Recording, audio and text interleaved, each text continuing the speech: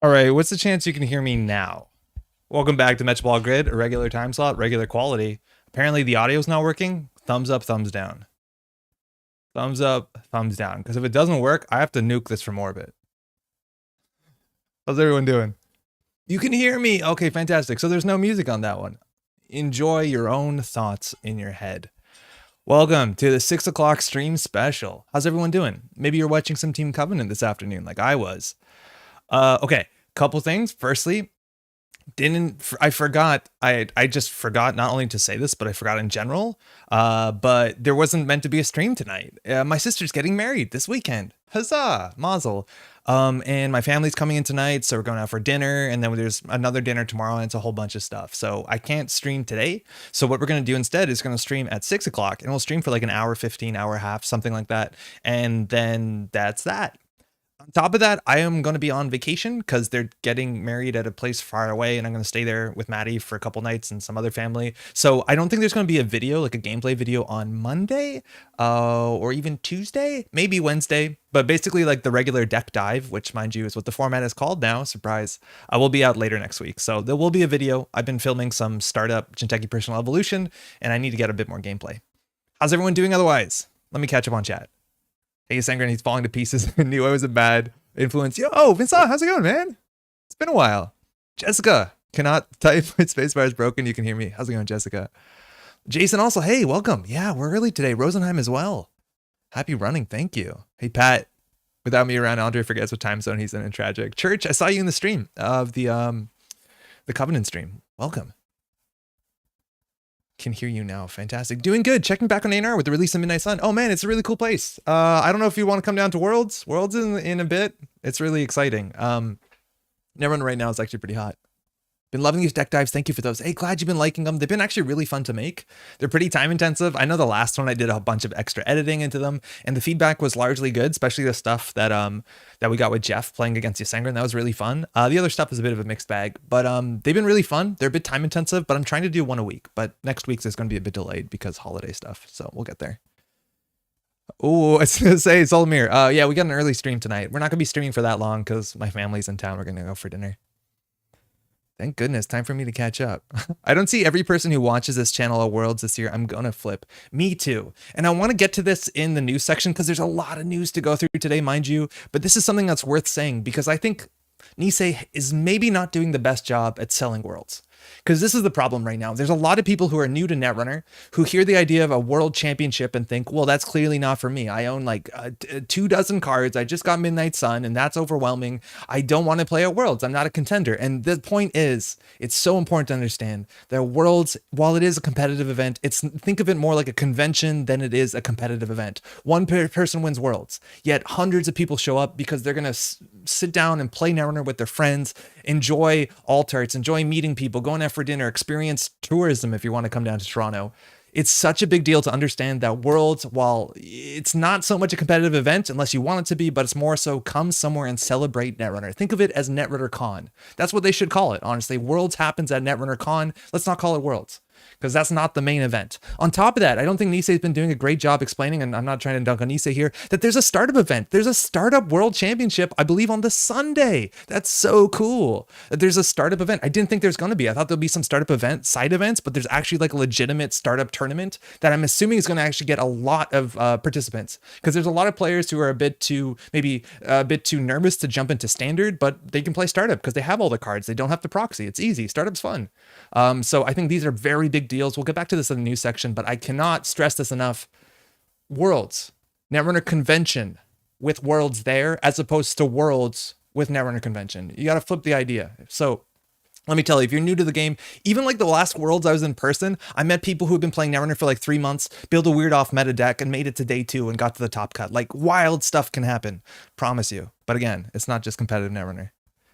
Mostly looking to play local tournaments. Vincent, there's a local tournament if you want to play in a couple weeks on the 27th, I think. If you check the Slack, you'll find it out. Hey, Veronica, how are you doing? Midnight here. Couldn't sleep because of heat, so turning into stream. Welcome. I'm doing good. I got some family. There's a wedding this weekend. My sister's getting married, so everyone's pretty hype. I got to finish my maid of honor speech. Just about 90% there. I need to do some practicing, but it's good. I'm going to see my family tonight. I think I saw Team Covenant do a stream. Yeah, they streamed Midnight Sun, mind you. I think they only played like 1 or 2 games. They mostly reviewed the cards, and mind you, they reviewed them for players who don't play like a lot. They haven't played a lot of Netrunner, so it's really cool to hear their take. I know Steven did not like pinhole threading, whatever, but yeah, it's really exciting. Hey, SCD, what's the early start time? I'm confused. It's a time warp? Who am I? Nah, I just got family in town, and I forgot to mention that there probably wouldn't be a stream today. So there's a stream today, just it's weird. Meowdy Wayne, how's it going? Certainly the direction I hope Nisei takes at a convention as much as a tournament. It's such a big deal. Nice early stream. Hey Ed, how's it going? Cat, is my clock broken? Nah, 6 o'clock special. Welcome. Igor says, I think that I'll play Startup forever as it's so much comfortable to me. Felt so happy to see a Startup champ. I know, it's such a big deal. And like, I been hyped for Worlds for a while, and I did not realize there was a Startup organized play thing. So good to hear. We'll get to that in a second. Them reviewing cards really took me back. Yeah, them reviewing cards actually got me into this game. Enjoy the wedding. Thank you, Veronica. Andre, what is your honest opinion on the design direction Nisei has taken with what more ice and validation and ways to interact without interaction, i.e. running? I don't know if I would actually use any of those terms really to call the Nisei's direction so far. What Nisei has wanted to do is to make the game a bit more explosive, let it be a bit faster, and have it less value over time. They want it to be less about raw economy engines grinding each other down, and want to give people like aggressive win conditions. Things in remotes matter. If you don't run, it can have a huge impact. So far, what I've seen, I've really liked. Now, Midnight Sun is only 65 cards, and a lot of these cards were specifically very archetypal support cards. Like Jinteki got personal evolution cards. Vladisibirsk got its own thing. Ob is fun as heck. But so far I've been really excited and I want to see more. I generally quite like the direction. I think the game time being shorter hasn't been to that 15 minutes. Everything's ridiculous that people were really worried about. Like maybe a couple months ago when June first did that blog post. But for a content creator, also shorter games means it's easier for me to grind more games to get better footage to put it out. So that's also pretty cool. But right now, it's too early to see in the meta, whether the meta is particularly skill intensive. It seems to be, and mind you, I forget who compiled the results. I think DNDDMBDB compiled some really cool results from the last like circuit openers for last week. And like, it seems Corps are winning more now. Sable's doing well. There's some cool stats you can check into it. Yo, Alec, how's it going? Are there any old timers who play only Startup? Because I'm kind of interested in just playing that. I think Startup in a lot of ways might be the most popular format right now. What it looks to me is like Standard is mostly filled with people who've been playing Netrunner for a longer time and are just grinding that because Worlds is coming up, Continentals is coming up, and that's all in Standard. What I worry is that this game won't get enough or won't have a good enough way to transition people from Startup into Standard. I think also at some point Standard will be the most popular format again once it's only Nisei cards, because the problem with Standard is accessibility to cards. And while proxies are legal at any event level, you still have to make them, and a lot of people don't like doing that, I guess. It's a lot of work, let's be honest. So it's a bit of a mixed bag, but I think Startup is massively popular because there's a lot of people who've just gotten the game this year or last year. So it makes sense. It makes a lot of sense. I'm interested to see again. If rotation just happened faster, maybe more people would play Standard. I think it's cool. I think it's really cool. But I've been playing a bit of a mix, and content on this channel has been a bit mixed. Mind you, if you want to see the deck videos we've been putting out in the playlist, there's a Startup and a Standard folder. So if you don't care about Standard or Startup, you can figure it out. Look, this is the best time for a stream. It's actually way better in a lot of ways, especially for people in Europe like yourself, Ed. But it's not always the easiest to go live at 6. I haven't had dinner, so I think my blood sugar is a bit off, so I might be a bit not great. Hey, Ixodon, how's it going? If anything, I feel like higher percentage of Nisei Ice is impactful than not. Trigger on res unbreakable subs. Yeah, that's one of the big Nisei goals too, is Ice should be more than just a consideration of what does it cost to break, res it immediately, stuff like that. Ice has been getting interesting. Of course, if you watched our last tier list video on the Corp side, I still think there's a couple Ice that I would not even consider playing. But overall, it's been much more interesting. And we're getting more Ice that would be like, oh, I'm going to play this in this archetype, but not this archetype, as opposed to like, and there's nothing wrong with IP block. IP block, you just put everywhere, right? Engram Flush, you put everywhere. Hey, Jonathan, my Butterfinger hit dislike, but I changed it to likes. No, I want dislike alarm. I appreciate it. It sends an email straight to me if you dislike a video, and that really hurts. But I'll forgive you on this one. Maybe not a minority, but Standard players are definitely the vocal ones out there, IMO. Yeah, I wonder if that's true. I think maybe Startup players are, you know, not jaded enough to be more vocal. I haven't played in a year, really don't know how to get back into it. Startup seems a good way. I think it's a great way. I think you talk faster with your blood sugar is dipping. I'm talking mostly really fast right now, and arguably too fast. Mind you, you can always tell me to slow down because I know the stream is only going to be like an hour and a half. Like, that's genuinely why I think like we don't have a lot of time. Hey, Thomas, love the tier list videos. Great discussions. Hey, appreciate it. Glad you liked it. They turned out to be pretty long. The whole series is like 5 hours, but hopefully it's there's something in there. We'll revisit it when we figure out how correct we are, which is of course quite correct. We got a cool deck. It's really hard for me not to read this as Meatbreaker. It's Metabreaker. Slow down. Okay, I will. Thank you, artist. This is Metabreaker Wu. It's a Shaper deck, and this is meant to be just a good stuff Shaper deck. It has Kabonesa Wu's ability. Mind you, this is a standard deck. I'm cashing it on the statement. No, I appreciate it. I'm a bit hyper right now. I'll pull it back. Her ability allows you to find a program from your deck and install it cheaper. Now, that program will disappear at the end of the turn if it's still installed, and that's not great. So this deck has a lot of ways to not have that to be a downside. Mind you, this deck is built on a really fun Shaper econ engine. The first part being Aesop's Pawnshop. It allows you to trash any of your installed cards for 3 credits. So we generally want to keep installing things and trashing them to get additional value over on top of any value they inherently have. Or the fact that we can take our tech cards that might not be relevant in certain matchups, and send them off to Aesop. Don't ask him about his arm.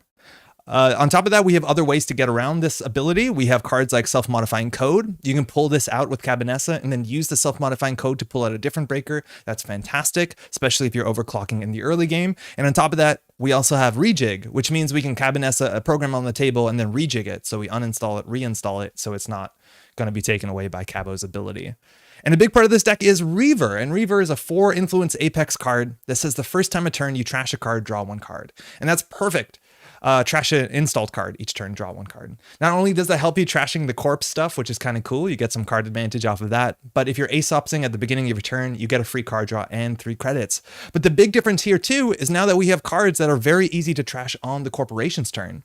So we use Stoneship Chart Room on the corporation's turn. That's first time a turn, so we draw 3 cards with this. So this becomes an offset diesel that you could also consider pawning for Aesop's Pawnshop if you don't want all the cards but still want 3 credits. It's really cool. I really like this. And the rest of this rig is pretty similar if you've seen these other like classic Kabonesa Reaver shop decks. You have Endurance now as a really important breaker / console, so you can get some early aggression, not have to install too many cards. This thing's fantastic.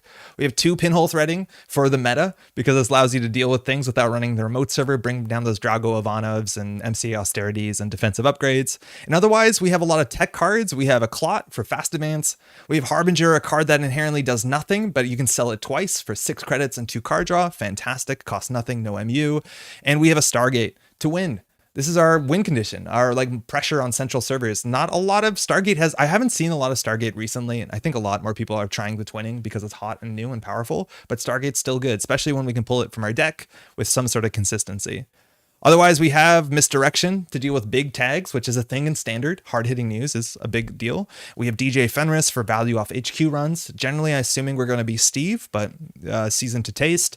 And everything else is pretty standard. I have an Angolo as a decoder. Hopefully, we don't have to install this early. It's expensive. It also breaks anything. We have a Gauss, which is a fractor you can put in your deck. It's a lot better with Aesop's Pawnshop, where the install clause on this happens more than once in a game. And we have Nanotech, which hopefully you don't install it. I don't know. Hey, Flake, just want to say I love your YouTube content. Hey, great to catch at least a little of a live stream. Yo, I really appreciate it. Thank you. Glad you've been liking the content. It's been really fun. Love for the tier list vid. The Corb one's thumbnail makes it look like Sengren is wearing a bow tie. I have to double check what that looks like. Yo, Jankdavis, early stream today. Way to keep everyone on their toes. Yo, you gotta pay attention. You gotta hit that subscribe button and all that stuff. Hey, Ken, how's it going? Aesop Sings is the best bird potato. It really is. Are you going to Worlds? Yes, Scrub. I've been getting that question a fair bit. I plan to go in Worlds. Currently, my intention is not so much to play as a competitive player, but more to go as a caster and to hang out and do that sort of stuff. So I don't think I'm going to sleeve up decks besides for maybe like Crown of Servers tournament. And I'm still trying to find a team for that. But yeah, I should be there. Hey, Lawlings. Sweet. I can watch until I head off my local meetup. Welcome. Yeah. Hey, enjoy your meetup after this. Not gonna lie, DJ Fenris is what keeps me from standard a lot. A primary core player having to know all the Gmod IDs is a bit daunting. Church is not too bad, right? Because there's maybe only like 6 or 7 standard Gmod identities. And in terms of like the ones that you're gonna pull off of DJ Fenris, there's basically like 2. Because they also have to not be Shaper Gmod identities. So Steve Cambridge happens 90% of the time. And then sometimes if you're struggling to deal with barriers, you do Quetzal. After that, if you're like a deep dive deck, maybe you play Sable, but like that's it. You don't really need to know all of them. And a lot of times if you're playing in person, mind you, on JNet, it'll show you all of them once you play DJ Fenris. But when you're playing in person, you just bring all of them in a box and you just look at them. I hear you, it's daunting. I'm annoyed by this card because I think it's way too powerful HQ pressure for a single influence. But it's a thing. I'm also looking for a Counter Servers team. I know there's going to be like signups also for like free agents for Counter Servers, which is a team tournament.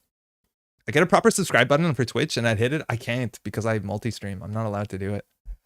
Why did people love nanotech so much during Katara but don't play it anymore? Was the surveyor's fault? Yeah, I think back in the day, there was a lot more like Jinja City Grid and people putting Big Ice and Surveyor, and nanotech is okay against Surveyor. I don't think it's amazing. It's still not bad, especially for, this is like a way too good of a killer for Shaper. But like that whole big server remote thing and the game being a bit faster kind of pulled people off nanotech. I think the biggest issue about nanotech is Shapers having to break drafters. Single iced drafters very quickly in the game playing against HP decks. Like precision design drafter on R&D, nanotech is a nightmare. And I think that's a big reason why people don't play it anymore. It's not your faction? Yeah, it has to be a different faction for DJ Fenris, so you don't have to consider everything. So like criminals generally don't play this because the best version is Steve, so it's just Anarchs and Shapers. Don't be annoyed at DJ, be annoyed at Steve. Thomas, you're totally correct. Yeah, you're totally correct. It should be Steve that I'm annoyed at. Yeah, I wish Steve was 2 different cards, but what can you do? Hey, early stream, yeah. Hey, Chenchling, you're on early. I gotta watch before some Netrunner night. Yo, Thursday's a good Netrunner night for a lot of people. Thanks, Andre. Of course. Mikitsa, I don't even know to what you're responding, but I appreciate it. Excuse me.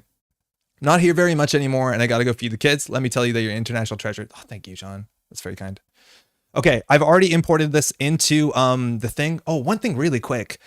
Mind you, spoilers for a 1993 PC puzzle game, but is this card called Stoneship Chart Room as a reference to Myst? Because I Googled it, because that's like a unique name. Mind you, there classically is a bunch of cards in Netrunner with the name Stone on it, because Damon Stone was one of the leads back in the day. But Stoneship is an age in Myst, and if I'm not mistaken, you had to get a book and then involve yourself with this boat.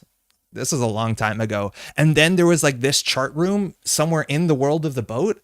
And then is this what is on here? Like, is that what the thing in the background is? Because it looks exactly like this, but a modern version of it. Anzuke confirmed it. Nice catch. Heck yeah. I was like 8 years old, not when this came out, but when I probably played it. I don't think I got through all of it. I want to revisit it. Can't deny the connection. Super cool. Thanks, Sanjay. Single Ice Drafter sounds awful for nanotech. I remember Single Ice and Nancy being a nightmare. Yeah, it's not great. Mind you, Palangi, you have Ngolo for a Nancy anyways if you need to, but also Ngoloing a Drafter is kind of not great. Looks like Jabaro from LDR won an Emmy for animated character design. Ooh, Jabaro's great. I've imported this. Let's go. Runner. Okay, so classically, it's kind of a meme around here if you're new here. I'm very not amazing at Shaper. Shaper has like the most amount of like triggers and I think player expression how you play it, because a lot of their cards allow you to search your deck and do things at instant speed as opposed to some Anarchs or Criminal, which is just go run, get paid, stuff like that. So I might not do a great job at this. It's very unlikely I'm going to do a great job. Mind you, I am a bit hungry. So buckle up. There's a lot to learn, even if I don't do it well. Thanks, you too. This is going to be NEH, Near Earth Hub, a 17 influence identity. Used to be one of the strongest identities in the game back in the day when it came out. Not so much anymore. 17 influence is pretty surprising for such a good ability, and this generally means that our opponent is going to go horizontal and play a lot of assets. Our opening hand's not bad. We have 2 econ cards and a diesel. The Gauss is not that important. The Simulchip is not that important. But a big problem is we don't have any ways to deal with assets. We don't have Rizeki in this list, so it's not like we can get just like drip economy. We still have to do our thing and build and install things while also dealing with the board. Luckily, we do have misdirection. I'm going to keep this hand. Hey, D&D, yo, early stream. Yes. Also, if I'm not mistaken, you posted the meta collation. It's pretty sick. Hey, Tobal. Going to try a boat plus hyperbaric kit deck tonight. Oh, that sounds really fun. Let me know how that goes. Boat is actually going to be a big deal in this matchup. I'm a big fan of hyperbaric. It might not be correct for the meta, but I think it is a nonsensely powerful card in general. It's just, I don't know whether it's too slow for the meta. And people are playing program destruction, mostly in NBN, wildly enough. I played several minutes of Myst as a pretty young kid and gave up because I couldn't make heads or tails of it. I remember getting to this world that was like trees and water and a lot of planks between them. I don't know if I got further than that. Good outlet for my Netrunner hype. Heck yeah. That stuff is good. So 2 remotes. In terms of assets, whether we have to worry that this is going to be like a seamless launch into Drago Boom deck, it's a possibility, but I think they have to double advance the card. If we face check, IP block is pretty likely. I think generally as a shaper, we might want to set up. Drafter is also a pretty common card in NBN decks because it allows them to install on our turn to get another card draw. We definitely should diesel there first. We have all our breakers. Wow, we have every single breaker, so self-modifying code is not amazing. One of the things we want to do with Kabonesa is early pull out a self-modifying code to get down a Reaver or to find the Reaver with rejig, but we're not doing that. I think we can face check here. Maybe a magnet. That's a hard ID to play now. It's a bit tricky. That's a wraparound. Okay, we're going to make them spend money. Very likely that server 2 is a Rashida Yahim. This is a 7 strength barrier, so we are probably going to have to install our Gauss because we don't want to Angola through it. And I guess we'll just install a daily cast. Hey, Swery, how's it going? I miss NEH being amazing. How good is it? Oh, there it goes. Okay. Cody, Captain Cody published a whole bunch of these. I think he called them like kidney stone decks, which is like an absolutely horrible name. Seamless Advance. Advance, please not our credits are beautiful credits. They were so young. So now we have to trash the Bladderwort. Our credits were so young. We have 2 credits here. This is going to be 1 net damage, which honestly isn't the worst. How did we not internet? Wait, what do you mean, Paul? I remember riding my bike to the library to sit on the floor of the library. Oh, and pour over the strategy guides for Mist. I think I did look them up on the internet. Hey, Kyle. This is the deck list of the week. It is, yes. Welcome. So the question is whether we trash this. This is going to be a lot of their money because they are broke. I do think we trash that. We might as well draw once to see what we can play on this turn. Boat is going to be a bit expensive once we lost 7 credits to the crypto. So I think we're just going to go server 1 here. And Aesops we need sooner than later. Jonathan, Il Focolaio has the best Chicago pizza I ever ate in Montreal. You got to eat something, dude, so try that. Jonathan, Il Focolaio is probably one of the restaurants we eat the most from in this house. It is the best pizza in Montreal. They unfortunately, in the last 2 weeks, removed their buy 3, get 4 pizza deal, which was financially devastating. But I can heavily endorse Il Focolaio. So can Nanico, because if we do pickup generally, they give you this giant like paper bag for all your pizzas. Because mind you, they're like European style stone oven pizzas, Stoneship Chart Room pizzas. And so she loves the bag. Like everyone here is a Focolaio fan. Christ, yeah. They used to have an immense deal during the pandemic, which was 4 pieces for 3. You ordered 7 pizzas? No, we ordered 4. We didn't all eat them in one day. When I visited Montreal before the end times, I went to Patinville twice in a week. It was so good. Patin is like, there's a lot of different Patins. Patinville is actually one of my favorites, but it's not like anything special. It's just consistently good and affordable. La Banquise is like the classic one that's open 24 hours, and that's like the cultural come to Montreal, try Patin one. It's weird. But Patinville's quite good. Poor Nanico, no, she likes the bag. She still has one. Okay, we're going to draw. Overclock means that we can go get our Reaver. Our Reaver actually is nice in this matchup because if we start trashing their cards, we get card draw, which is kind of cute. So we could SMC for Reaver here. I think it's fine. We could check server 3 at the same time. Reaver SMC is, I think, all the credits off of this. If this is like a Maryland, we don't care so much. If it's a Bladderwort, we take a damage. I don't think we care so much. Let's get a Reaver down. Oh, not like that. Definitely not like that. So we want to get self-modifying code so that we can overclock server 3 and then use these credits to go get the Reaver, because otherwise the Reaver will be installed at the end of the turn and we will lose it because of the text on Kabonesa. So that's how you do it. And we can install this for that. We can still trash Bladderwort or Pad Campaign. That's fine. That's not credit positive too soon. The Beth is probably not going to do anything. We could probably considering drawing. We can just take a credit. Not great. Hey, Diogene, Amelia near McGill University is very good for its pizza. I'm not sure I know which one that is. I don't think it was there when I was going to McGill. Unless it's the like weird one where they do a conveyor belt, which I think opened up by the time I just was graduating. All right, 2 more cards in servers. We want to get our economy up. We need a Pawnshop. The wraparound, they could consider scoring something out next turn if they seem to be running a fair bit of seamless launches. Okay. So we trash something, we draw a card. Let's draw for an econ card first. Harbinger doesn't do anything really until we get our Pawnshop. But we can check some of these. I don't know what we're worried about. But if we trash one of these, we draw a card. I really want to get like a hedge fund. We don't have dirty laundry, I don't think. We could also nanotech check this. It's we only have 2 credits to trash things though. Used to be called Emilio's. Isn't Emilio's like on Park? It's a bladder word. Okay. I don't know if we have to trash that. Draws a card. There's a chart room. That's sick. Now we can draw 3 on the next turn and we'll just install this.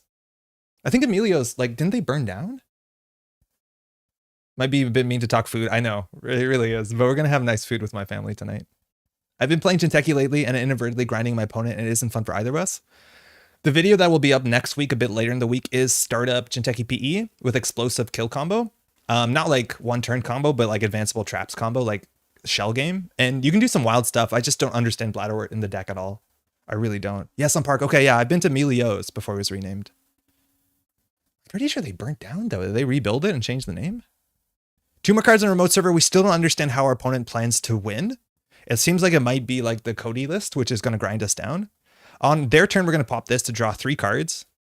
Nice. We also draw 1 more, mind you, because the daily cast triggered. But the fact that we don't have an Aesop's here is pretty bad. We can install these 2, go down to 1 credit, then we can't trash anything. Good old-fashioned classic murder. It's really fun. The issue is that also while Midnight Sun released a lot of like good cards for Jinteki trap decks, they released a lot of good cards for runners to not die, specifically Chart Room and also the iPad OS reprint, Steelskin Scarring. At some point we need to take down the pad campaign. I'm going to try and install these 2. We'll just check one of these to keep them on their toes. It's a Malia Zaloka. I guess we have to trash that. Otherwise the daily cast is going to be pretty ugly. Again, we don't have Rizekis. This is a matchup where Rizeki is so good. So we probably install 2 things here. Click for credit. Discard the Pinhole. Pinhole can hit server too, but like I don't know what that is. I'm worried that it might be a Drago Ivanov. Beth might not be amazing in this matchup. I think we're going to ditch the Pinhole. And like if we need the nanotech to deal with the drafter, I don't know if we want to simulchip it. But like we need to get money to get the endurance down. Yeah, Malia is going to be absolutely ruinous. She blanks a non-virtual, so we install daily cast. Sorry, you just lost 8 credits. Mitosis is a thing for shell games. Yeah, Mitosis is amazing.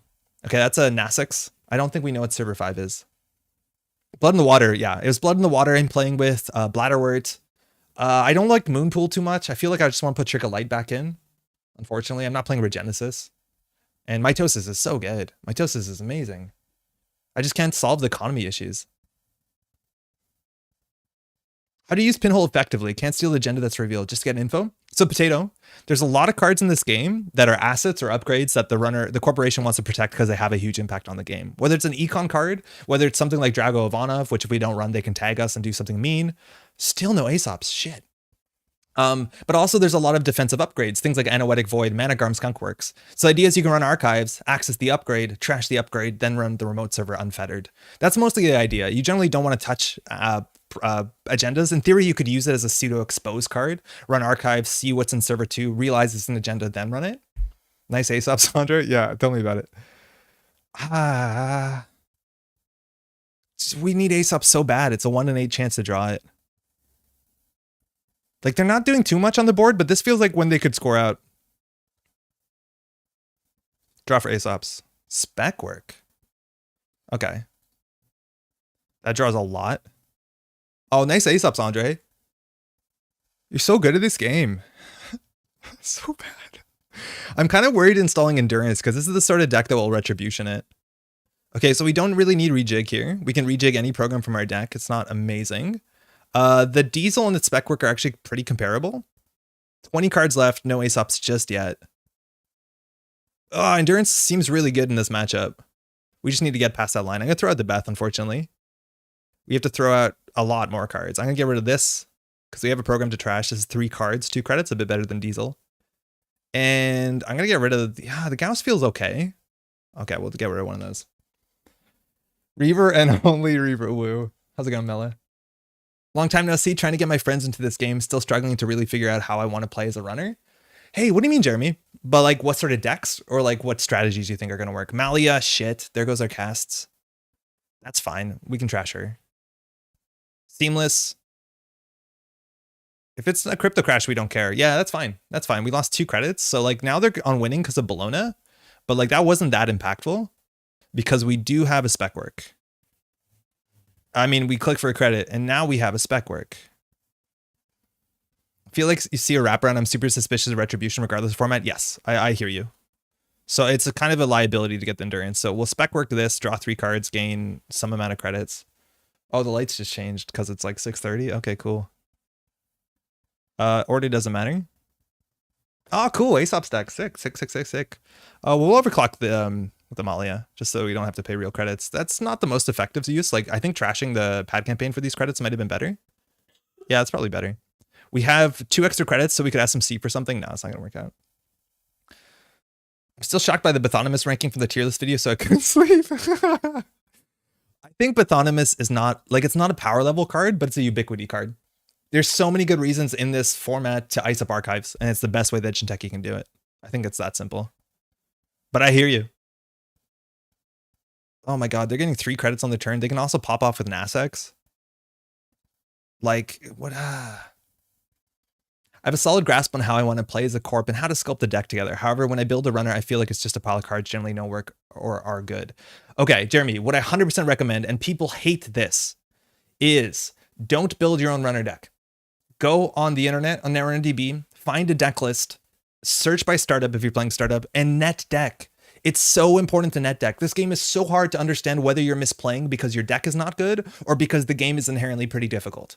And so if you take part of that equation out of the equation, you know you already have a good fundamental, you'll have a deck that's cohesive, and not only will you learn to play the game faster, but on top of that, you'll learn what a good deck looks like, so it'll help your deck building down the line. I know people want to deck build, but I promise you, if you want to like start get good at this game, you need a net deck.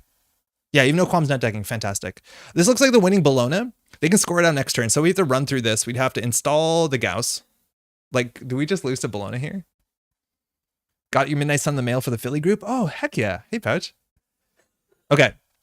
So we're assuming this is a Bologna in the remote server. If this is a Bologna, if they have a seamless launch in their hand, they can score it out for 2 credits. We've only seen 2 seamlesses so far. Andre's completely correct, and I will never listen to him. It's fair. Some people are going to be stubborn about it, but I promise you, I know so many people who were stubborn about that, were frustrated with the results, net decked, and then realized, oh, now I can deck build. Like, it's so good. So Bologna in this remote will be 5 credits to steal if it's a Bologna. It could also in theory be a Drago, but I think it's a Bologna. So we need to be able to get through the wraparound and still have 5 credits. Now our deck has our Gauss in our hand. That's our only breaker. So we can install the Gauss. We'll be down on 2 credits. We can do credit. We could run. We'll have 4 credits, which means we can't steal it. Crick is better than Bathy? Yeah, but Crick's not in standard. I think you're right. It's a more impactful ability, especially if it was in standard. So what can we do? How do we deal with this? Like, I think we just lose to this because we have no economy engine. We have 3 Aesops in the bottom 17. If we had an economy engine, it'd be a different game. In terms of things we can get with a self-modifying code, there's only 3 like breaker programs. Like it's Gauss, Nanotech, and Ngolo. One of those is in the bin. This is the one that gets through this. DJ Ketzel, Chrissy. That's fire. What happened to our Aesops? What Aesops? If we install the DJ Fenris, though, I think it's the same cost as the Gauss, right? Because this is 3 credits to install and break, and this is 3 credits. So I don't think I actually get somewhere, but it was a really exciting moment for a second. Nothing to do but draw for money. Yeah. The issue is like, there's not a lot of money that we can draw into. Sorry for the, like, we played our 2 rejigs. We'd have to draw into, we played 2 overclocks. So like we could top deck overclock, install overclock, and still not get there.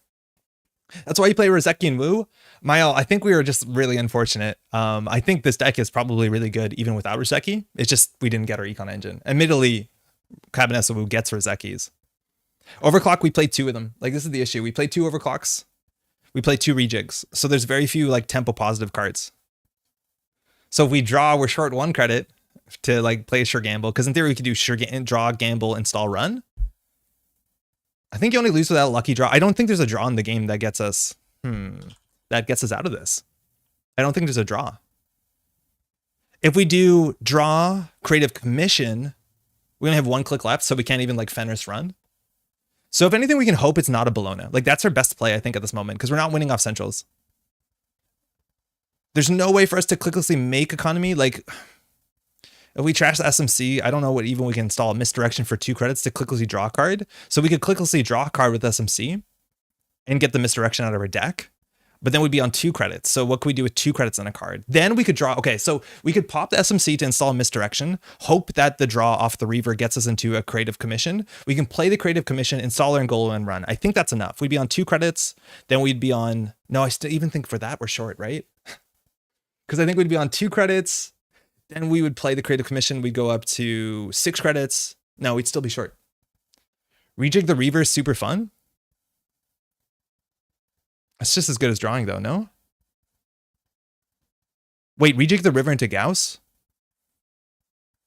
Oh, yeah, that'll work. Yeah. This lets you play anything. Oh, yeah, that's sick. Does the Reaver even fire? Okay. Someone found it in chat, and then everyone... Oh, yeah, that's perfect. That's perfect. Y'all are geniuses. You've done well.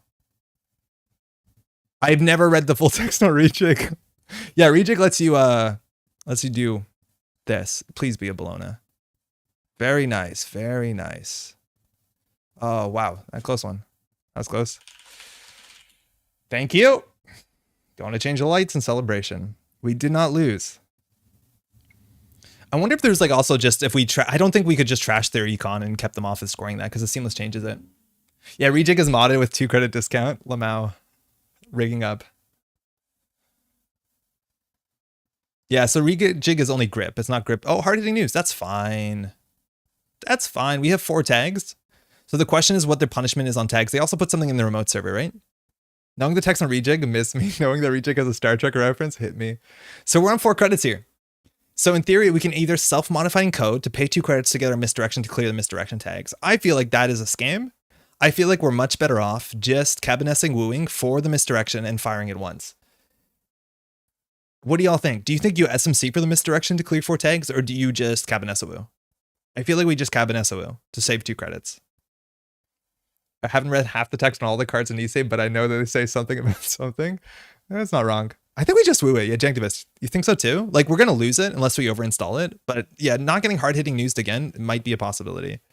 So we're going to go a bit aggressive here. This allows you to clear tags out of a massive premium of not only clicks, but credits. Unfortunately, we can't check server 2. We cannot check server 2. Wow, Aesop's Pawnshop would be cool. Issue is the game's going to be over before then. I guess we're just drawing. Oh, Creative Commission. Fantastic. All right. 3 cards. Bottom 15. Daily business show. Filtered card draw. Server 2. They know we can run it, but the threat there was like, can you run it, but also clear the tag? So it could easily be an agenda. I think it's the 3-2, right? Not a Beal, the headline. Yeah, headline makes sense. So now we have a tag. Again, single tag punishment is not that big of a deal because we don't have any huge retribution targets. They have also 0 credits. I feel like we cannot get onto the board. They're also filtering the card draw. So if they didn't want to draw an agenda, they didn't draw an agenda this turn. We can't steal Bolognas, which is the way I think we win. So here, I think we can just clear a tag and like then start playing Shaper Control. I feel like we can just remove a tag. We can sell Reaver a Creative Commission. I think we're good there. You can identify high-level players by how little not knowing the text of cards bothers them. Time to start running HQ with Steve? I think it's hard because I think we would want to... Actually, maybe we don't even consider... Like, what's the worst that we don't clear this tag? If we install Fenris and run HQ, then it's a problem. But we could do Fenris, run HQ. I don't think this is going to be a 0 cost. The lights changed again, didn't they? Hit R&D. I kind of like HQ. We're assuming there's a boom in there. That's better. Backroom Machinations. Oh, Backroom Machinations would be game winning. I don't think this is a Backroom Machinations deck. I don't think you run 2 pointers backroom. If we Steve, we can get... Yeah, we can get some good stuff. Yeah, YOLO. See, this will show you all the options. So Steve now, first time we run HQ, pick 2 cards. We get one of them. Hey, sort of the problem I run into when people ask me what my cards do is that I don't know either. If you're both reading it, you're sharing an experience. Use the Steve ability. Okay, so I think the best thing for the board right now is rejig into rejig because we can trash one of their econ assets or their daily business show. Sorry, overclock or overclock. We also could consider rejig to rejig, but you can only trash programs with this, so we can't trash our face downs, which have no type. So I'm going to do overclocks. If we hit a Backroom Machinations here, that's an enigma. That's fine. So if we overclock, we can't creative, unfortunately. So we can consider running HQ, R&D. If we see a Bologna, we can consider overclocking R&D. The problem is with a daily business show, they might not like draw into the card that we see. And they say EOI rotated. It might actually be right to deny their economy. An Amani Sanai, that's disgusting. Okay, we'll float a single tag. I feel like if they trashed their Steve, we're kind of okay with that. We technically have a credit lead. I think Planogram would actually be the worst tag punishment here because they draw 3, gain 3. That's probably the Sanai. That's a spin doctor. Which means maybe they didn't draw the Sanai. Maybe they bottomed the Sanai for the spin doctor. But Sanai doesn't have any legitimate targets. Amani says, as long as it's rezzed, when agenda scored or stolen, they do a trace equal to the difficulty of the agenda. Not a word you see very often on Netrunner cards. And then they can return a card to sender. So, cool. They added the second card to the bottom of R&D? It doesn't tell you that, does it? No, it doesn't. What, it does? I thought they changed that in Netrunner. Wait, it tells you which card they drew? Because there used to be that... I thought you could shuffle them. Since when? How long has it been like that? Because I know it used to be like that, then wasn't like that. And I thought it wasn't like that forever. That's buck wild. Okay, their economy will eclipse us eventually if we don't deal with the board. Okay. DBS has like 4 different rulings. I know, Solom, it kept changing. I'm surprised that's how it is right now. So what are we trying to do here? We, in theory, can install a boat. We don't have really a big reason to do that. 3 credits taken res and Enigma. We saw those. I think the rules say you should have known now, but Jaina hasn't caught up. You think so, we? I don't really have a game plan. One of these is going to be Amani. I think we should probably check the spin doctor before trashing stuff. Oh. We use for this reason specifically? I'm pretty sure 11 is going to be the Amani, so I'm not very interested in running it. Yeah, Dan, yeah. My family's in town, so we're only going to be streaming for like maybe another 45 minutes. Hey, Dinky, new to the game. I've been watching your YouTube videos. Great resource for a newbie. Welcome to the game. Glad you've been enjoying them. We're trying to do some regular content, so we'll have more videos next week, but how's your experience been so far? Welcome to the channel. So 11's probably Sanai. Trashing the daily business show is pretty important. They might have a 15 minutes in their deck, which allows them to win off this board state. So we consider overclocking it. We could also just consider keeping this so that we have a way of dealing with Bologna easily, because our economy has entirely dried up. And the problem is now if we get an Aesop's Pawnshop, we also have to clear something. Like we have to clear the tag. Let's just run HQ. If we hit Enigma, it's bad. I don't see how they win besides hard-hitting news. Like I think keeping their economy down is probably pretty important. Also, if we run HQ and it's a ping and we do that last click, it's a bad. So let's try and not do that last click. Is there an old player command? There's not even a new player command. It's an IP block. Okay, shit. So we can, in theory, break this. We're tagged though. So this is one of the deterrents of having a tag. We don't want to let this get us a second tag. If we trace through it, it's only 2 credits to not take the tag. They're probably not going to boost it. Or we could break it for, let's not even consider that. Welcome back. All right, so we're gonna pay 2 here because we have a link. That's the number in the top left corner, and that gives us an inherent advantage on traces. Mind you, traces are probably pretty unfamiliar to, are there any traces in Midnight Sun? We're trying to do some regular content, says the man single-handedly responsible for keeping Netrunner content creation alive through the dark times. Mela, there's a lot of other content creators. I appreciate the support, but I feel like that's not entirely the truth. I want to keep their money down. Do the one that's most explosive. There are no traces. Okay, so hashtag what is trace? Okay. I command you to welcome back there. Hey, Michael. What do you mean? Welcome back, Michael. Glad you've been out of the game for a bit, and now you're back. Stop with the humility and brag a bit? No, no, thank you. You're the only Netrunner content creator I know about. Kyle, we just did a bunch of content on the channel with Jeff. He's SC. He's been streaming regularly. He's been making content regularly. Sokka234 does not get enough shoutouts on this channel. And the worst part is that Sokka is going to the West Coast to go to law school. So he's going to stop streaming. And he does regular content, streaming content. It's very good. On top of that, there's a lot of podcasts. There's a lot of other Netrunner channels too and streamers. If you want to like subscribe to the Green Level Clearance Content Creators Discord, it'll update you whenever people put stuff out. But I promise you, it's not just me. Yeah, West Coast has been like a huge magnet for like competitive Netrunner players going to like grad school. It's wild. All right. Well, I don't know how we win. I watch Sokka lots too. You two are my NR Smack dealers. Yeah, Sokka's great. We don't shout him out enough. His stuff has been really good. I almost never watch it live because it's Fridays. But I generally watch the VODs. Prisha would have been a good include here. Yeah, I know. Prisha would have been good. I know Jeff is playing Prisha in his Aesop's Wu. Okay. Board state. Server 13, no idea. Server 2, costs us a credit to check. Feels bad. Still don't have an econ engine. Thanks, Greg. This is not good. And we have to watch out. Like, if that's potentially an Amani Sinai, like, they could just give us a 3-2. I don't know what we're drawing into. Oh, we're drawing into Pawnshop. Yeah, fantastic. So now we have to clear the tag and install that. I can check server 2 and just, like, hope we don't lose. Sokka probably the best player regularly streaming and definitely gets less attention than he should. Yeah, and, like, that does not even hurt my pride at all, Jeff. But yeah, no, he is very good. And he streams very clearly and explains what he does. And hangs out generally with, like, it's another NASX, whatever. All right, so we're going to get hard-hitting news here. And that's going to be a problem. Don't do this. Let's just say you occupy a unique niche that's significantly friendlier and open to new players than anyone else and pat yourself on the back for that, buddy. I'm not going to do that because I don't think that's true. I think there's a lot of people making really friendly content, but I appreciate it. Don't get me wrong, a lot of cool people active back in the day, but this is huge humble Metabreaker Grid saying he's been the bridge. I think that's fair to say. Look, I appreciate it. It's very kind. But I do think I might get a lot more visibility than other people who are still doing good stuff. So check them out. I'll put all the links for the names I've shouted out in the video description. He's blushing. Hey, poop. Terrible name.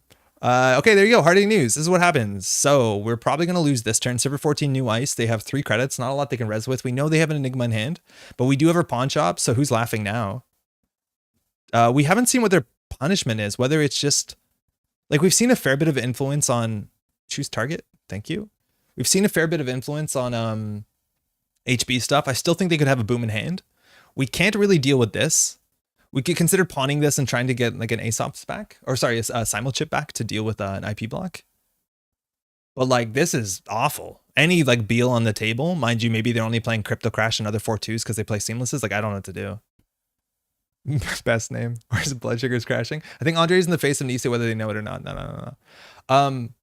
I don't know what to do. Like, this is disastrous. We haven't had our econ engine, so like we've been struggling to deal with this. We've been hard-hitting news now twice over. We've lost our misdirection. It's been removed from the game. It's up here. Have I hugely overslept? No, Andrew, how's it going? We're streaming early because my sister's getting married this weekend, and so my folks are in town. We're going for dinner. And I just don't have like an avenue to communicate. What do we do here? Like 3 credits is not a lot. We can't deal with IP block easily. We could, oh yeah, because we have 4 tags. We know what this is. We don't know what server 14 is. If it's the Enigma, it's really hard for us to deal with it because we have to install our Angolo and break, which is 6 credits at a minimum. Congrats. Thank you. Internet bullies, man, well-earned compliments or respectfully stops after a while. So I don't know. Congrats for your sister. Thank you. We're so excited. Really excited. Shit. Thinking. So I don't know what this is. The issues if we flood the tags, like server 14 might not be agenda, and then like we have to trash a boom in HQ. That could be an issue. Psychographics also potentially an issue. So I think the big thing is here how to get through here. R&D I don't think wins us, right? Because we can't even sting a single Bologna, so going R&D does not really have a big impact on the game. Right? Like they haven't got through the bottom of Daily Business Show. Mind you, they shuffled, so it's a bit different. But like to win off of R&D, I think it's probably one of our only options, but it's nearly impossible without having 5 credits through the Bologna. Just rip 4 points at the top. Yeah, maybe we can just rip 4 points, but like we hit a Bologna, we're kind of stuck in our tracks. How's the speech? It's like 90% there. I asked my sister if I could call her an embarrassing name, and she said no. So I guess it's her day. Yeah, we're just gonna go for it. I feel really bad about this. Hunter's a Walter Concrete. I think he's a newscaster. Spin. I guess if we're winning off of R&D, we could also pull Stargate from our deck, which is fun, but like they have a Spin Doctor on the table, so not really impactful. Threaten not to go unless you use the name. Look, I'm not going. And the thing here is like on the last click, they can also afford to res this ice, assuming it's a 3-credit ice, because that means they know that these are not going to be contested, so they'll have like 2 credits. Oh, they're resing the Mani Sanai. We don't care about that. If anything, they bounce the Gauss. We maybe have a play. Cool. I think that's game, my friends. Yeah, this is so bad. I believe we can win off R&D copium. It really is copium. It is us doing the best we can with what we've been dealt. Where were you the whole game? We missed you. I guess we can run server 14. Yeah, run server 14 now. It's a thing. We know that this has a chance of being Enigma, which they can't really res. There's not, I thought I hit that. There's not a lot they can res on 1 credit. Yeah, we'll face check 14. That T2 crypto crash was such a clincher. I don't think it was that big deal. That second one, we lost 2 credits. Like, it's wild how just losing 2 credits is enough. But the biggest thing is we didn't draw our Pawnshop. Mind you, they could have mollied that, and there is counterplay. Yeah, you can't have that. All right, let's see if we die to Boom. Or to Psychographics, or to Machinations. The one that hit you on turn 2? I don't think, yeah. I don't know how much we lost on it. I think it was only 4 credits, but you're right. It was like the momentum we needed. Clicking for a credit. Oh, now they can boom us. We also could have considered drawing up and playing a Stoneship, which might have survived for a single turn against a boom. I think we have 1 more Stoneship in 14 cards. So yeah, maybe that was actually the right play, is just drawing up to survive a boom. Good game. That was brutal. Our deck did nothing. Yeah, we couldn't get the boat up too. That's a good point. But they had Malia, so the boat is a bit of a liability. Yeah.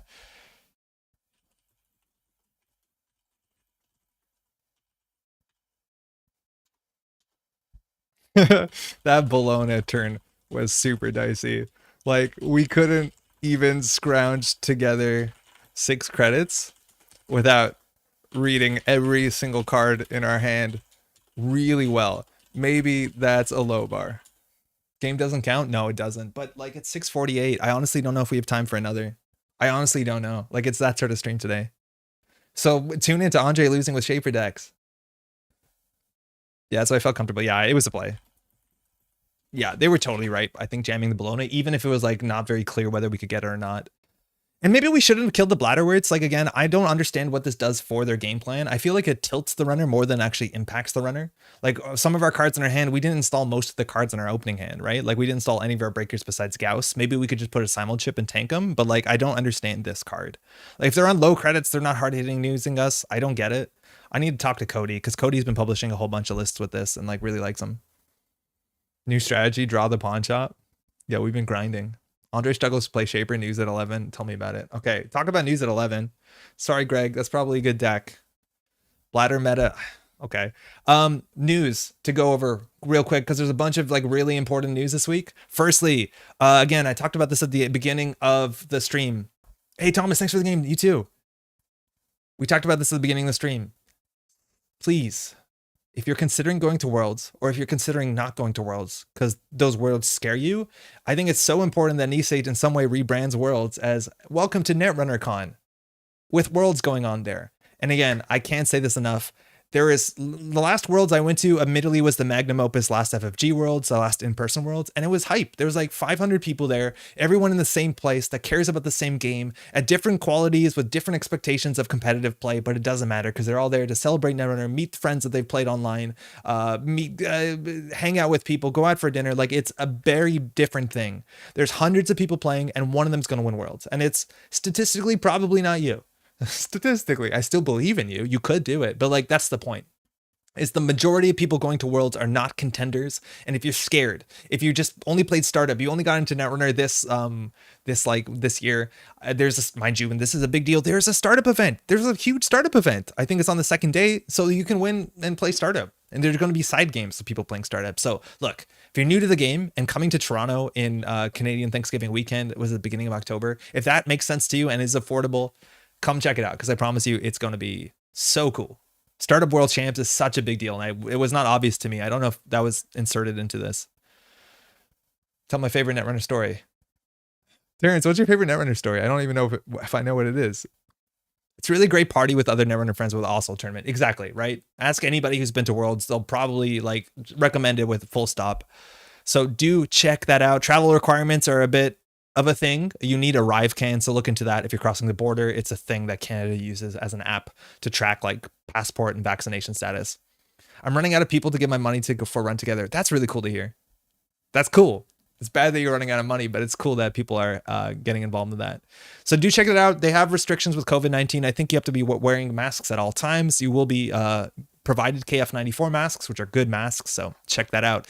And just to show you how hype this stuff is, this, mind you, and he was summoned today at the Team Covenant stream. This is Dodgepong's stream, the magnum opus, mind you. Like, this is not a great picture of it, but the amount of people playing, it goes off in the direction. And this is day 1B. Like, this is literally hundreds and hundreds of people sitting down playing Netrunner.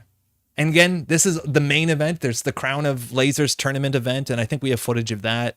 Again, this is all PChack stuff. Mind you, if you ever see someone typing only in caps in the Metro Ball Grid chat, it's usually Net Jogging here on the right. But they have the team tournament, which is really fun. You and 2 other players play different factions. You're allowed to talk to each other. This is not playing, but this is so good. It's so, so cool.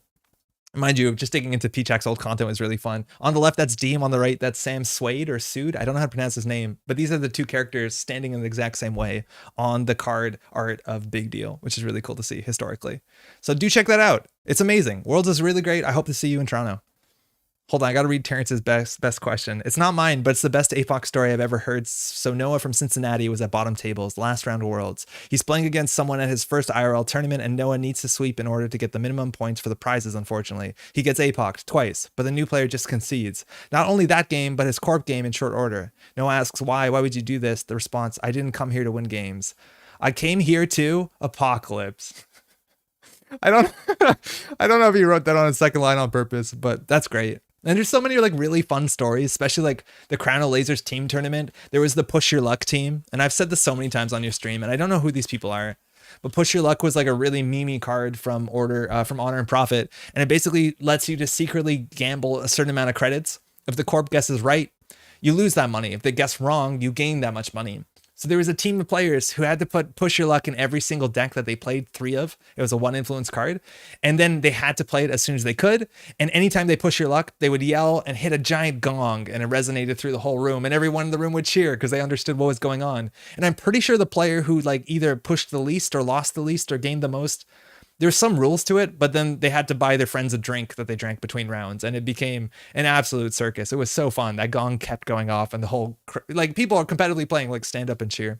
Good stuff. It happened at Mopis. Buy more run together packs. Message unclear. I think his opponent may have been Isaac Swan because I think that was his goal one year. Oh man, that's cool. I'd love to go to Worlds, but if I went, I didn't take my wife on some vacation for our 10th anniversary. I may not survive to play more Netrunner. Yeah, of course. Like traveling can be a bit hard, but if you can make it and it makes sense, I'll see you there. Take your wife to Netrunner Worlds. It's Toronto tourism.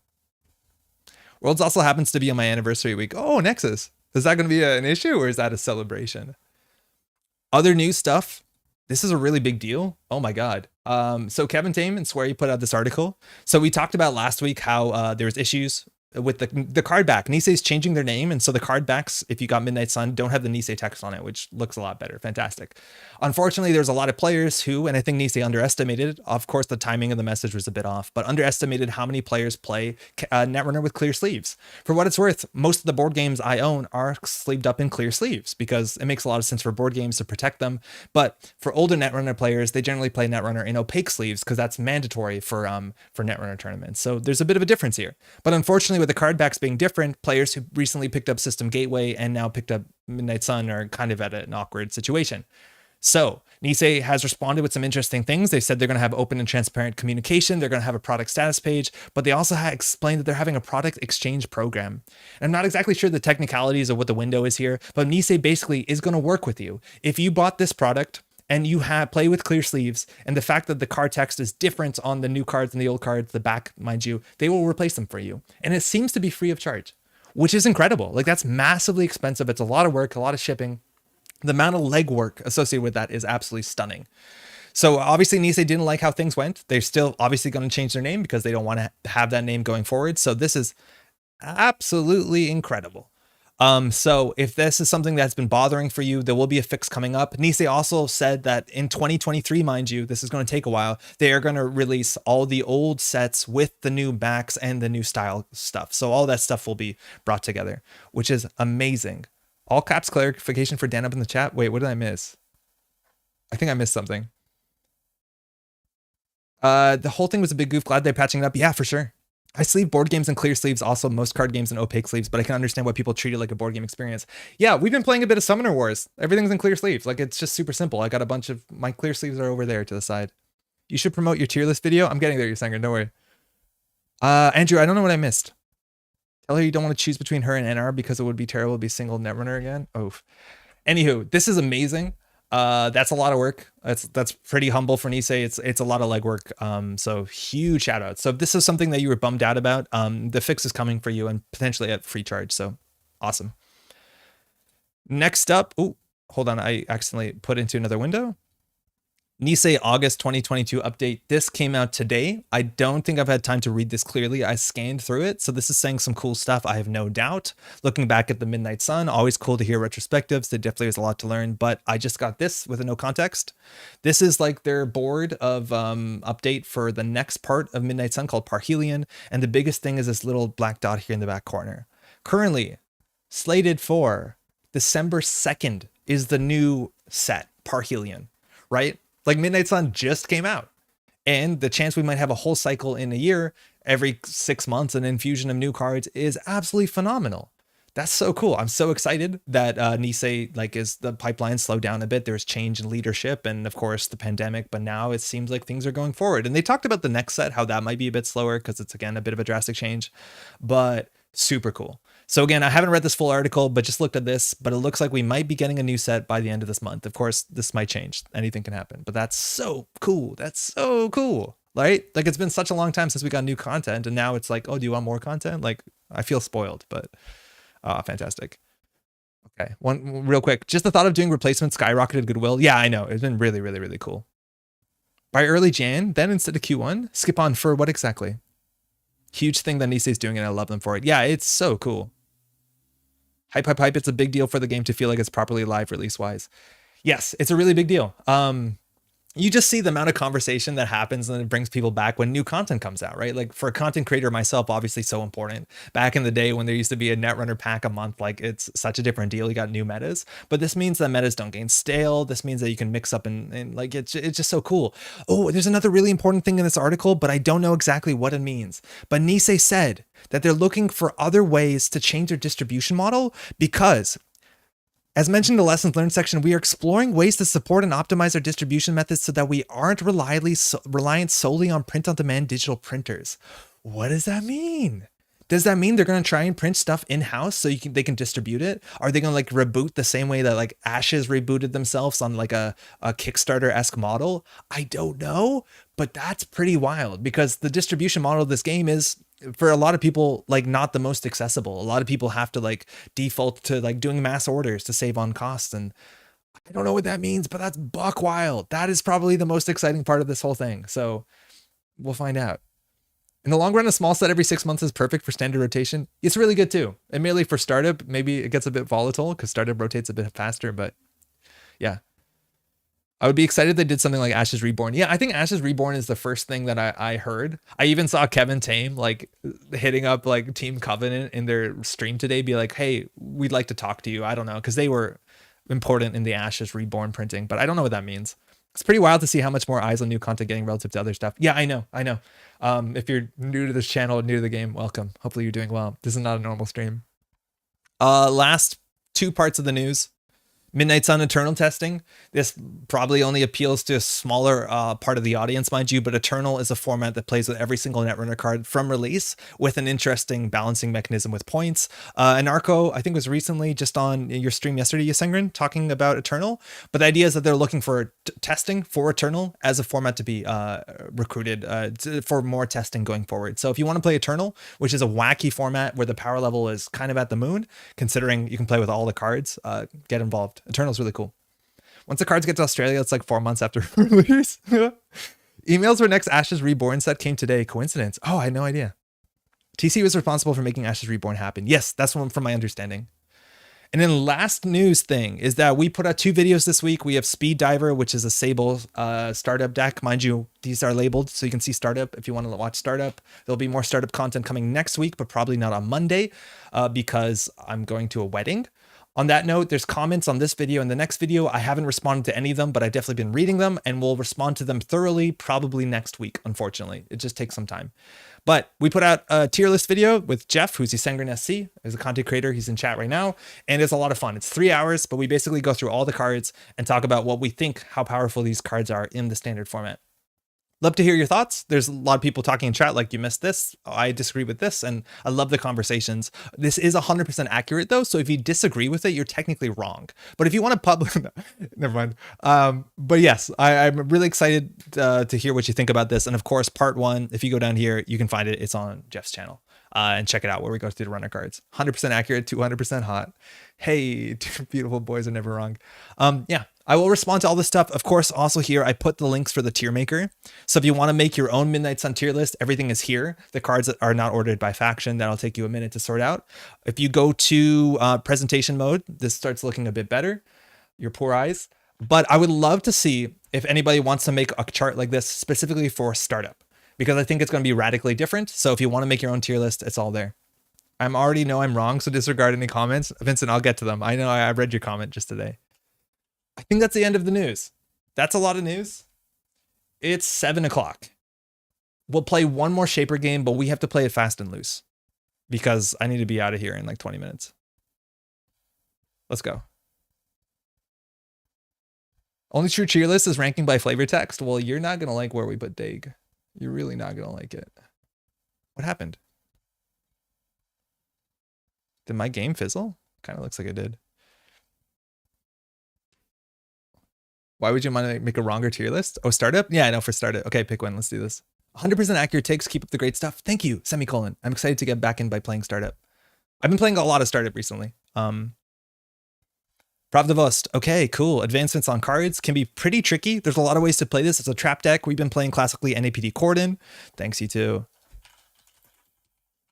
Opening hand has a Pawnshop. I feel like that is enough for me to not. And we have a rejig. So we can do gamble a Pawnshop, rejig for Reaver, install Stoneship Chart Room, either trash it for a card and 3 cards or just 3 cards. Probably just 3 cards. Perfect hand. The only thing keeping me from playing startup is Gold Farmer. D&D, I don't want to discourage people from startup because I like startup and I promote it. But like people are scared of standard because they think standard has a lot of negative play experience cards. I honestly feel like startup has more. Maybe it's just me. But like, I do not want to play against GameNet. I do not want to play against Gold Farmer, Engram Flush. I do not want to play Architects Tomorrow, Project Vacheron. Like there are so many cards that like more viscerally upset me in startup than standard. I know there's no hard-hitting news, but honestly, there's parts of startup that like I would be excited to see a ban list address. Hey stream, you streaming right now, good sir? Hi, yes, hey, yes.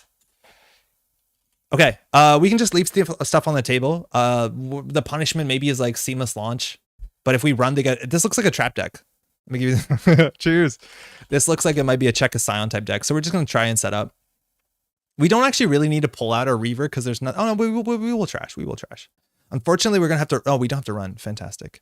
So we'll pull out our Reaver. We'll rejig the Reaver so it's not removed from game at the end of turn. Install it again. Card has text, and then we'll install the Stoneship so we can draw 3. I agree. Also, HHN's so much weaker than it was. Yes, it's a lot weaker. Oh, pad tap all day. True. It's bad taste from standard. They're not that bad with all the enablers.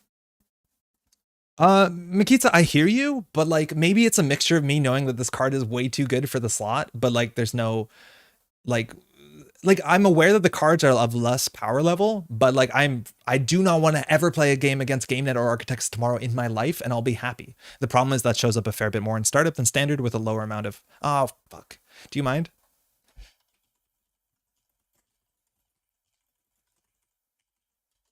I forgot a chirp room on your turn. Sorry, I got fired up about Gold Farmer again. And I've actually got fun win conditions as the Corbin standard. Yeah. Undo click. Oh, that's very kind. I'll just do it manually. Oh, it's all good.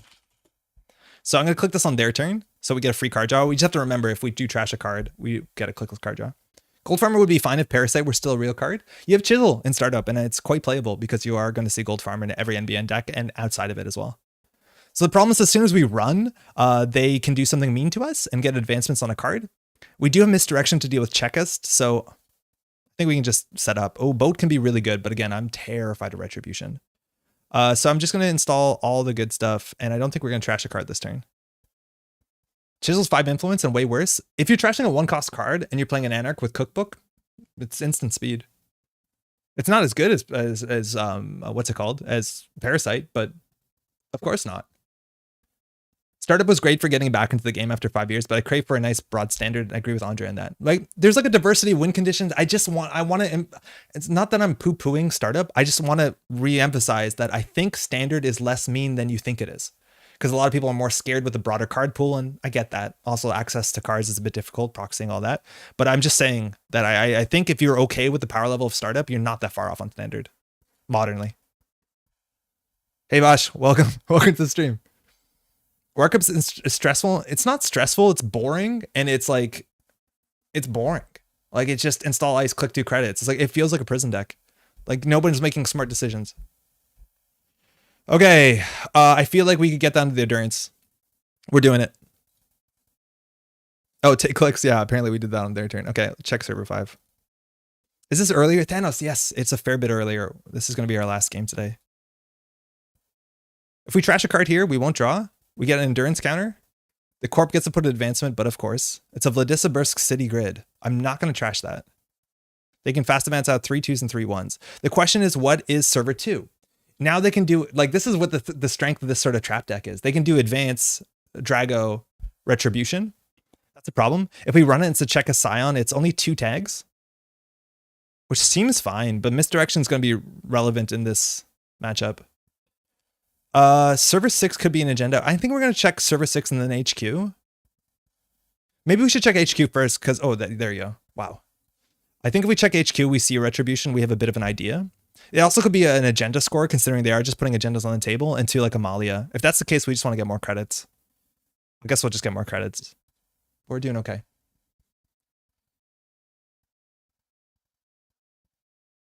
Gold Farmer would be fine if it wasn't for GameNet. Hey, River. I don't know if I've said hey. Yeah, I think so too. But also GameNet, I don't think it's interesting, and I don't think it's fun to play against. I find it frustrating. Miss Trigger, all good.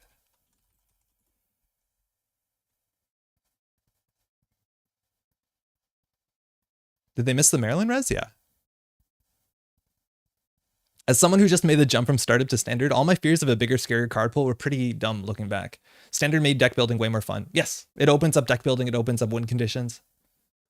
I honestly think in terms of the power level, it's not too far off. You just have more options, but I get that can be intimidating. Oh, excuse me. What did we do last click? Oh, my bad. Cool. Might be. Oh, it's a Vig. That's fine. Totally fine. They ended your turn. Yeah, thank you. I missed it, Thomas. It could afford to cost 1 or 2 more to res, but GameNet is groan inducing. It really isn't. I don't know. I don't think it's fun. I don't know, but I feel like cards like Architects and maybe, not GameNet exactly. GameNet technically is going to rotate out of startup in a couple months. Architects, like, I feel like there's just some weird leftover core set, like, or not like core set, but FFG cards that are just kind of grandparented into startup, like Architects and Building a Better World, that just don't need to really exist. This is 3 cards on a card. Feels good. Okay, so we could consider taking down the Vig. They iced up HQ. We know that server 5 is something that we eventually need to trash. I think we want to take down their Vig. Their economy is not, they're making, like, I think we just cleaned the board here. We definitely want to install something that we can pawn. Honestly, it might be the self-modifying code. We also get free counters on our thing. I think we want to run the Vig last, because we can see where they put the advancements. I'm assuming they're, like, if they put the advancements on the Vig, then we definitely take the Vig down. I don't know what you'd been a better HB ID to put into update. Maybe Satyr? Maybe Satyr. I don't like Satyr. It's hard. It's hard. Like, I don't know. The Grail? Not the Grail, the Foundry? Whatever. I think they were in a hard spot, yes.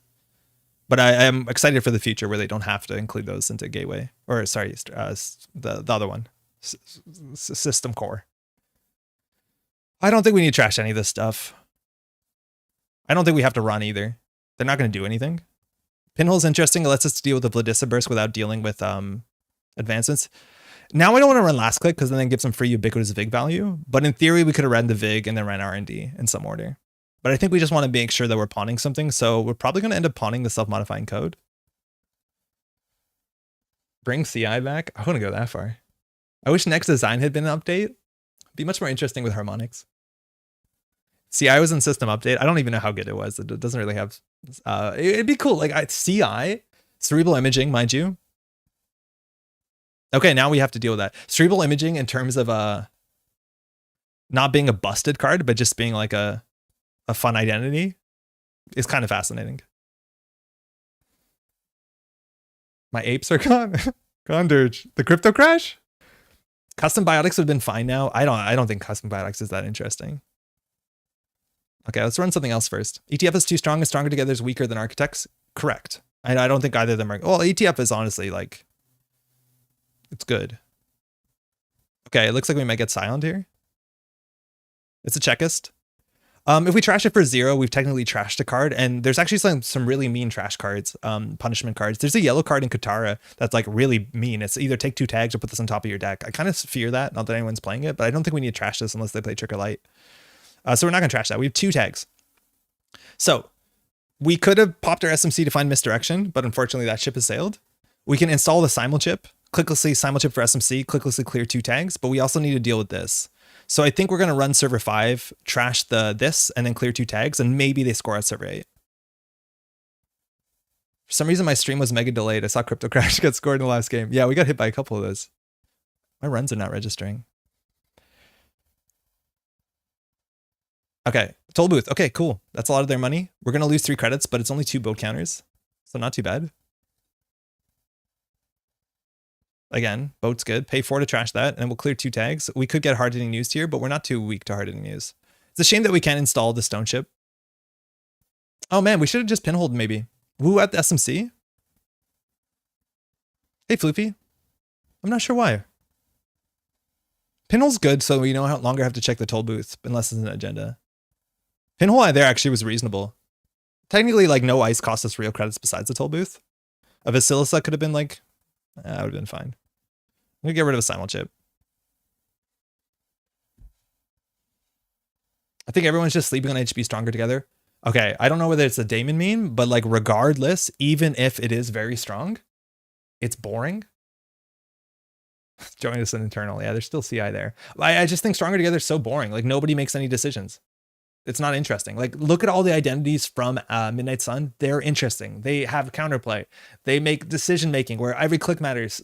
Stronger together is just not only boring, easy to forget, not fun. I'm not a stronger together fan. No surprise. Okay, now our money has stalled out. Single advance on server 5. I don't think we'll pawn anything. We can pawn our boat. So we could pinhole threading to see what server 5 is and then decide whether to run it or not. It's kind of cool. Cool thing about pinhole threading is we don't choose the card until they consider the run to be successful. So they have to choose their target first, then we choose our card, right? Yeah, why not? We have enough money to trash Drago, of course, but we also have enough money to trash... This is flexible, because if they advance a trap, we don't have to access it. But we also can trash another Vladisibirsk. HQ pressure is also pretty relevant if they like double advanced Vladisibirsk, excuse me, because that means they probably have an agenda in hand.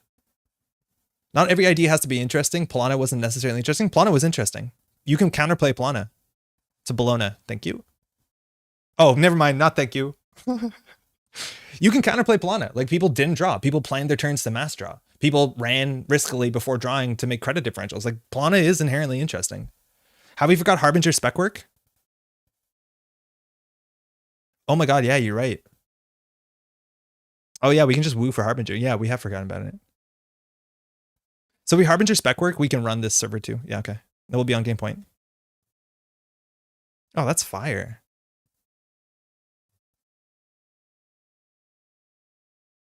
Oh, that's so good. Haha, we're destitute, but hey, we still have misdirection. Game point. Beth seems okay. DJ Fenris seems okay. These are a bit greedy, but hey, we need targets. I'm gonna get rid of the Beth, I think. I don't think the game's gonna be that much longer. Pinhole threading would be broken if you could steal agendas. I totally forgot about it. Yeah, I just wanted to see what that is, a pseudo expose for 1 credit. But if it was, I was assuming it was a Vladisibirsk, and that was a Rashida, so they have a lot of money. So we might just get hard-hitting used here. Yeah, thank you for the shout out, Jeff. I totally forgot about that line. It's very good. I never, like, I know Kabonesa can't pull viruses, so then I start discarding things like Harbinger, thinking it's a virus for some reason. Stall advance. We're going to get hard-hitting news, right? Yeah, okay, cool. We can still win on this turn. Card in server 5, we know it's not a spin doctor, so like we can just YOLO for Stargate and win. Assuming you think server 3 is a spin doctor, I don't think so. Do we just YOLO for Stargate? I think we could consider YOLOing for Stargate. Like, I can't play for much longer. It seems like it lines up perfectly. Immediately, if we YOLO into, you can clear tags, but why if we win? So upon this, 3 credits on card. Would ETF be okay if you get 1 credit on a new server instead of install? Shit. There's ways to balance engineering the future. I think if it said just ice, like, I think that would probably be a bit more healthy. Obviously a lot worse. If it's a new server, you basically have a worse version of Aesop because Aesop is better at making new servers. Wait, but just misdirection and sit back? Yeah, we can easily misdirection. I think you're probably right that we just misdirection. We do credit, install misdirection, fire misdirection, install a Stoneship. I just feel like we could do a flashy win now. What time is it? 7:20? No, it's 7:20. I have to. If we had more time, I would do any other play besides this. YOLO.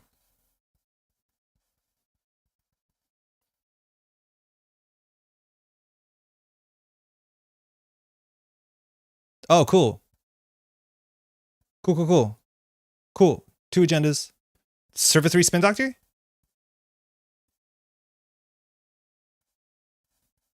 Fuck. No, it's a Spin Doctor.